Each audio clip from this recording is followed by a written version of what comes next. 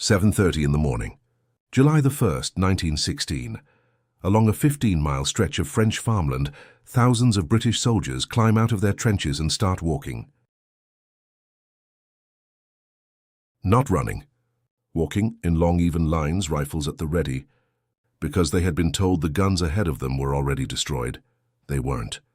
Within the next 60 seconds, German machine gunners who had spent the last 7 days sheltering 30 feet underground are climbing back up into position. By the time the sun sets, Britain will have suffered more casualties than on any other single day in its military history. Over 57,000 men killed, wounded or missing in one morning. History remembers this as Haig's failure. One man, one bad decision, one infamous offensive. That's the comfortable version. The real story is two generals who wanted two different wars, a compromise that satisfied neither one, and a flaw in that compromise that stayed completely invisible, right up until the moment 10,000 men started walking into it. If you've ever pinned on a poppy without knowing the full weight behind it, this is the war that gave the poppy its meaning, and this is the morning where that weight comes from. By the end of this, you'll know exactly which decision, made 3 weeks before the attack, made July 1st unavoidable. If you want to understand why every major turning point in history had a single decision that made it inevitable, subscribe. I break one down every week. Hit subscribe now, before we go deep on this.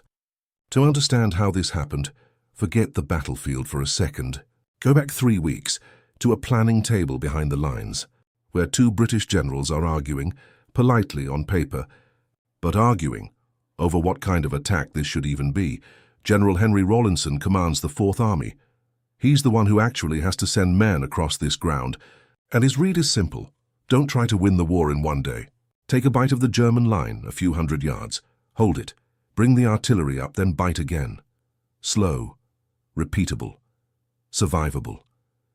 Field Marshal Douglas Haig, his superior, wants something else entirely. He wants the breakthrough. Open country beyond the trenches. Cavalry pouring through a gap, an actual collapse of the German line. Two different wars. Two different plans. And the man who has to choose between them is about to do something far more dangerous than picking one. There's a reason Haig doesn't have the luxury of time to settle this argument properly. 200 miles south at Verdun, the French army has been bleeding for 4 months. Losing tens of thousands of men defending a fortress city, the Germans deliberately chose, because France could never afford to abandon it. Paris is begging London for relief, anything to pull German divisions away from Verdun before the French army breaks. Haig is under pressure to act, and act soon, on a front and a timeline he didn't fully choose. Very narrow, careful, Rawlinson-style attrition battle takes time to build momentum. Weeks of grinding forward a few hundred yards at a time, with no guarantee the French army at Verdun survives long enough to benefit from it.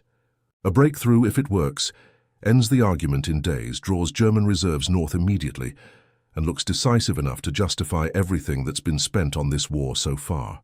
Under that kind of pressure, let's do a smaller version of both ideas starts to look like a reasonable answer. It isn't. It's about to become the most expensive compromise in British military history. Haig doesn't choose. He compromises. And on paper, the compromise looks reasonable. Rawlinson gets to keep his careful, methodical instincts. Haig gets to keep his breakthrough ambition. The result is a single attack across roughly 15 miles of front, with one plan trying to satisfy two opposite goals at once. To make a breakthrough possible, you need an unprecedented bombardment, enough artillery to flatten the German defenses across the entire width of the attack, not just a narrow sector. So the British assemble around 1,500 guns and fire over 1.5 million shells into the German lines across a full week. It is at the time the largest artillery bombardment in history. Officers tell their men the wire will be gone. The trenches will be gone. The Germans, what's left of them, will be too shattered to fight back. Walk forward, take the ground, and dig in. Here's the part almost nobody calculates at the planning table. 1,500 guns sounds enormous until you divide it across 15 miles of front. Spread that thin, the bombardment isn't a wall of destruction. It's a scattering. Some sectors get hammered hard enough to do real damage. Others get just enough shelling to announce that an attack is coming, without doing enough to stop it. Rawlinson sees this. He's not blind to it. He's the one who originally wanted a narrower attack with a denser, deadlier concentration of fire. Fewer miles, but every yard of it actually destroyed. He raises it. He's overruled. The compromise stands, and 3 weeks before a single soldier leaves a trench, the outcome of July 1st is already being decided by men who will never fire a shot. For 7 days, the British bombardment doesn't stop.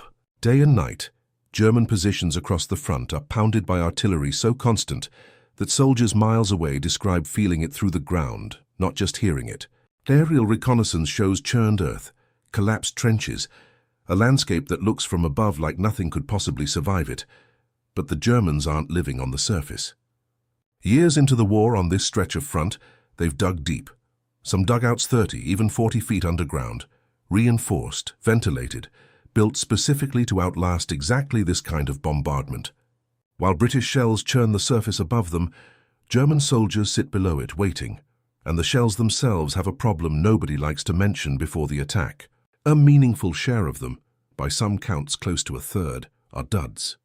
Manufactured too fast, by an industry scrambling to supply a war it never expected to last this long, the shells either fail to detonate or detonate without enough force to cut barbed wire.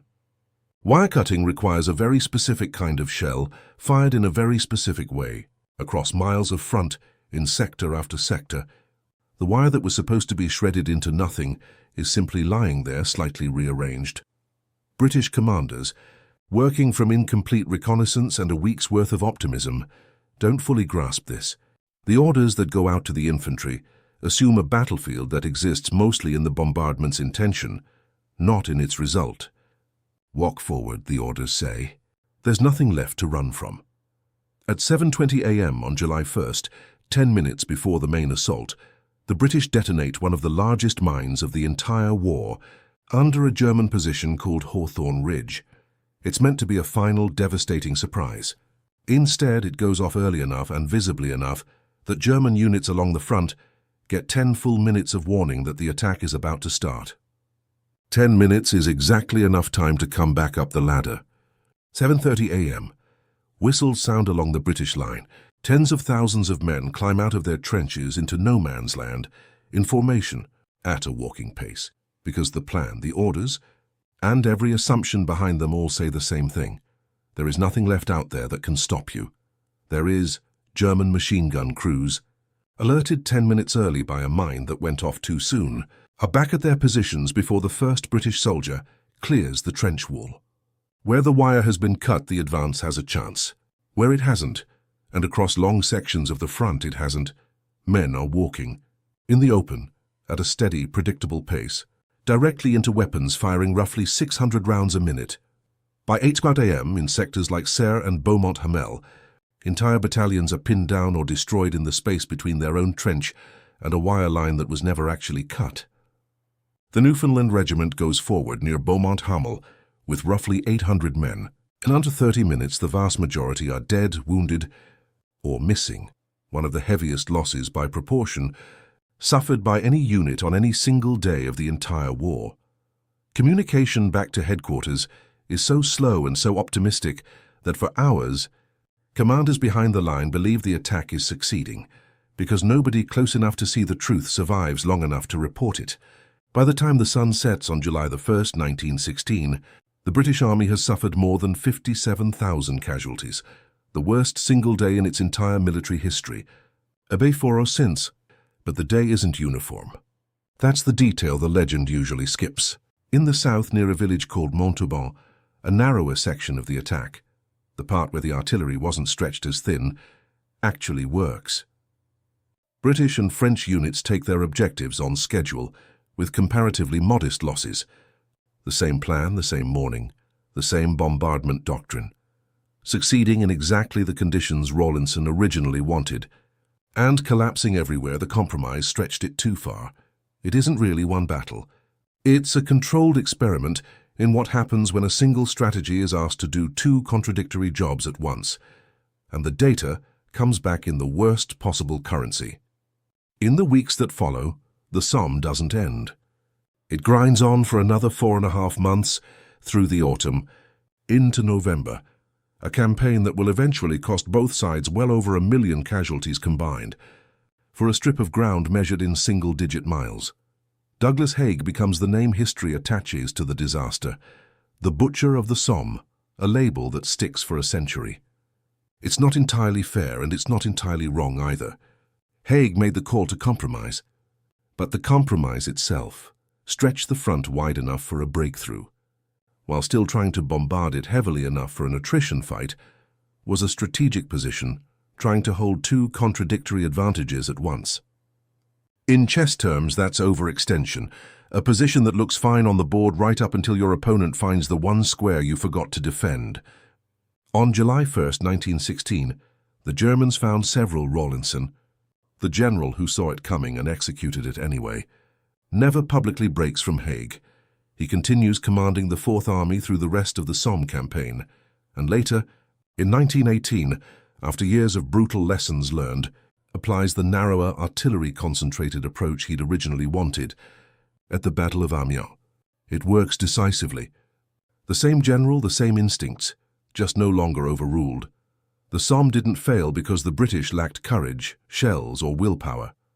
It failed on its worst morning because a plan designed to satisfy two commanders ended up serving neither, and the men walking across no man's land were the ones who found out first. There's one more detail that makes July 1st cut deeper than a casualty figure on a page. Many of the units that went over the top that morning weren't drawn from across the country at random. They were pals battalions, friends, neighbors, co-workers from the same town or even the same street, who'd enlisted together on the promise they'd serve together. The Accrington pals went forward roughly 700 strong. Within 20 minutes, well over 500 were dead or wounded. A single morning didn't just empty a battlefield. In towns across England, it emptied entire streets at once. A telegram arriving at house after house on the same road, the same week. That's part of why the Somme isn't remembered the way other defeats are. It wasn't an army that lost something that day. It was hundreds of individual communities all at once. There's a reason this morning still gets taught, still gets remembered, still gets a poppy pinned to 1 million coats every November. It's the clearest example in modern military history of what happens when a compromise tries to please everyone at the planning table and ends up protecting no one on the battlefield. Haig wanted breakthrough. Rawlinson wanted attrition. The men in no man's land got neither. They got the gap in between, and they paid for it in the worst single morning in British military history. It's worth sitting with how ordinary the decision actually was. Nobody at that planning table set out to cause a disaster. Two competent commanders under real pressure each gave up half of what they wanted, so the other side wouldn't have to give up everything. That's usually good leadership. On July 1st, 1916, it wasn't, because the battlefield doesn't grade compromises on effort. It grades them on whether the wire gets cut. Every empire, every general, every strategist eventually faces the same trap, the temptation to split the difference instead of choosing. July 1st, 1916 is what the difference costs. If you want to go deeper, the next breakdown is right there. And if you found this useful, and subscribe before you leave. One video every week. See you on the next move.